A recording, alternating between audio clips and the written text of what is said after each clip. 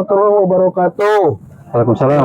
Para rekan-rekan media dan juga para pemirsa dimanapun berada, kami berada di Polda Metro Jaya hari ini. Ya, kebetulan bersama-sama dengan teman-teman ini, ya, teman untuk menindaklanjuti pelaporan dari saudara Muhammad Daud tentang masalah keagamaan dan kepercayaan, atau dalam bahasa KUHP yang dulu penodaan agama yang dilakukan oleh Zubair Haidar, ya, di tempatnya yang sangat diduga di ICC, ya, International Cultural Center. Baik. Itu bagian dari kedubes Iran.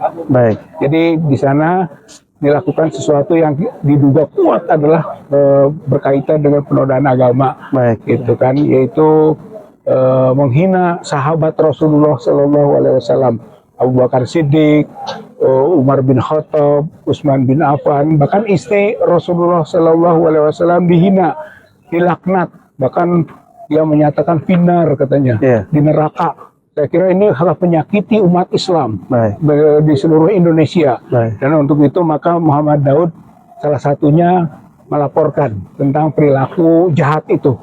Dan didampingi oleh para kuasa hukum, yaitu Pak Onyo SH MPD. Nah, beliau kuasa hukum dari Garda Umat dan Bangsa.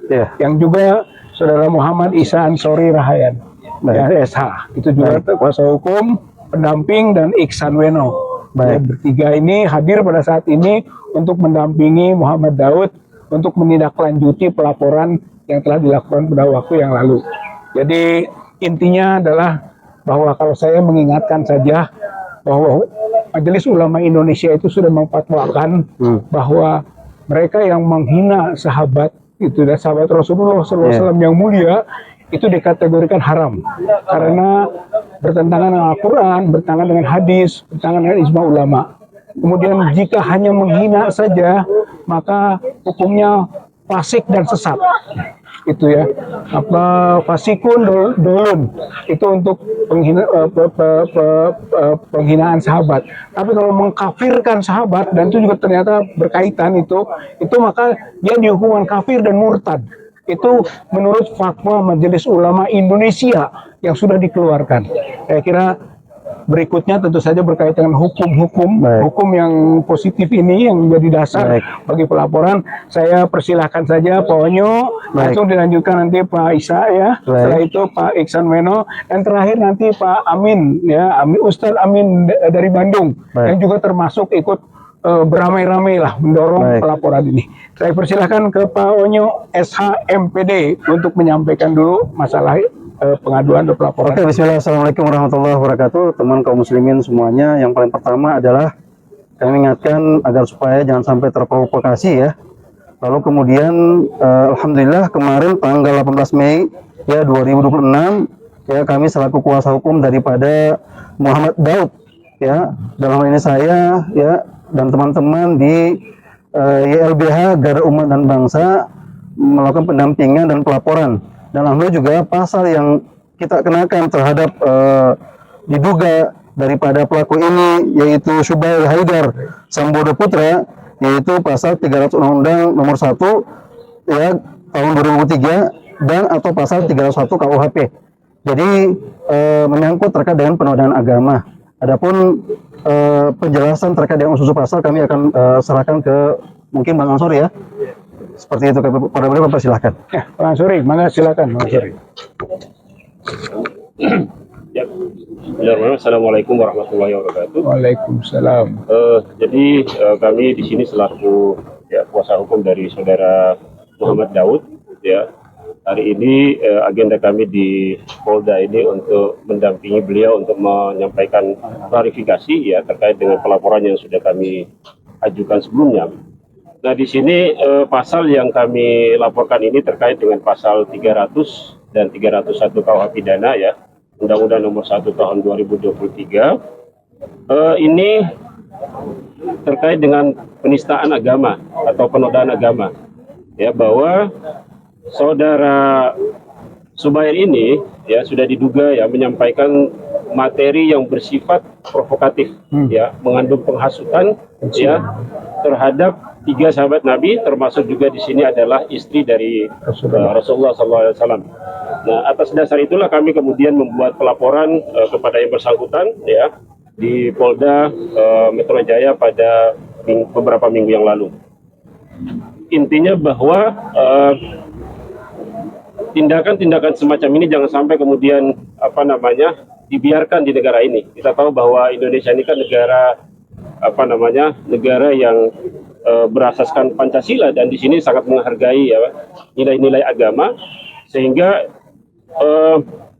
siapapun dia, ya, dari komunitas manapun, ya, yang itu apabila menyampaikan hal-hal yang itu sifatnya menodai atau menghasut, ya, agama tertentu, ya, khususnya Islam di sini, ya, dalam hal ini sahabat Nabi, maka perlu ditindak, ya. Karena itu kami mendorong kepada Polda, ya, dalam hal ini penyidik, untuk bagaimana segera menuntaskan, ya, atau mengusut tuntas kasus ini. Saya kira itu. Terima kasih. Ya, makasih Pak Isa. Selanjutnya mungkin bisa menambahkan Pak Ihsan Weno. Terima kasih. Bismillah. Assalamualaikum warahmatullahi wabarakatuh. Waalaikumsalam warahmatullahi wabarakatuh. Kami dari Jum Hukum tetap siap untuk kemudian mengawal kasus ini sampai tuntas, ya. Kemudian kita himbau kepada masyarakat dalam hal ini kaum muslimin agar kemudian tidak gampang terprovokasi terhadap kasus-kasus dan masa-masa seperti ini. Kita harap semua tetap menjaga, ya, dan mengawal kasus ini sampai tuntas. Mungkin sementara. Terima kasih. Ya. Terima kasih uraian dari kuasa hukum Muhammad Daud tentang pelaporan penodaan agama yang telah dilakukan. Nah, selanjutnya mohon Pak Ustadz Aminuddin, ya, Amin Buhairi dari Bandung, yang juga ikut mensupport hal ini. Bismillahirrahmanirrahim. Terima kasih. Assalamualaikum warahmatullahi wabarakatuh.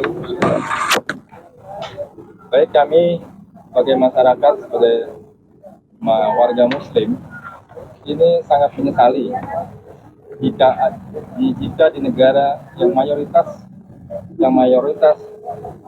ada penduduk Muslim ini masih ada orang-orang yang memang bersifat anarkis dan bersifat memecah belah bangsa, dan juga memberikan narasi-narasi yang penuh kebencian, ujaran kebencian.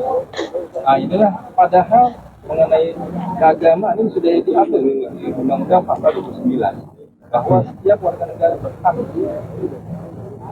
memeluk agama dengan percaya masing-masing. Di kami orang Sayyidina Abu Bakar, Umar, Utsman, dan tentunya Ali bin Abi Thalib dan juga istri Nabi itu sangat dimuliakan, sangat kami muliakan, dan sudah dijamin masuk surga. Tetapi jika ada yang melaknat, mencela, apalagi sampai melaknat, itu sangat melukai keyakinan dari agama kami. Karena itu kami meminta kepada aparat untuk terus menindaklanjuti laporan yang dibuat oleh saudara Muhammad Daud, agar apa? Agar menjadi efek jerah kepada ada oknum-oknum masyarakat yang memang ingin menyebar kebencian di dalam tantangan masyarakat Indonesia yang memang sangat religius ini. Saya rasa masyarakat sudah setuju bahwa di dalam kehidupan yang berbangsa bernegara yang Pancasila ini, kita sama-sama saling menjaga. Jangan sampai satu dan yang lainnya saling melaknat, saling menebar kebencian. Dan itu sudah diatur dalam Undang-Undang Dasar Negara kita. Dan kami berharap sekali lagi pada pihak kepolisian untuk concern, perhatikan agar apa? Agar tidak terjadi penghakiman sendiri oleh masyarakat terhadap oknum-oknum yang ingin memecah belah kerukunan hidup bangsa Indonesia. Itu saja yang bisa kami sampaikan. Terima kasih kesempatannya. Assalamualaikum warahmatullahi wabarakatuh. Assalamualaikum warahmatullahi wabarakatuh. Demikian para pemirsa dan media yang saya hormati, kami semua sudah sampaikan, intinya adalah bahwa sebetulnya umat Islam itu marah, yang marah besar pasti atas orang yang dimuliakannya, yaitu sahabat Rasulullah Shallallahu Alaihi Wasallam, Abu Bakar Siddiq, Umar bin Khattab, Utsman bin Affan, dan istri Rasulullah SAW yang juga dicintai oleh Rasulullah SAW dihina habis gitu kan oleh orang ini yang namanya Subair Haidar. Ya, saya kira ini kadang merupakan karakter orang Syiah biasanya yang begini.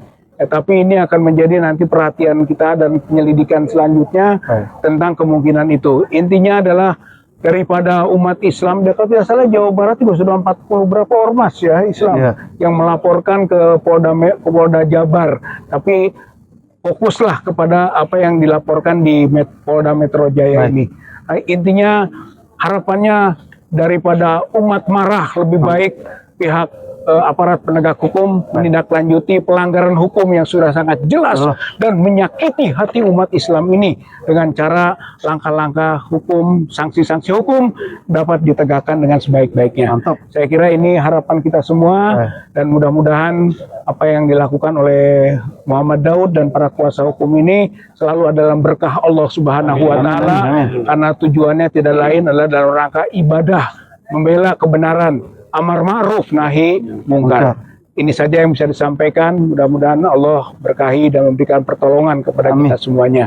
Nasrun minallah wa fathun qarib wa basirin mu'minin. Wassalamualaikum warahmatullahi wabarakatuh. Waalaikumsalam warahmatullahi wabarakatuh.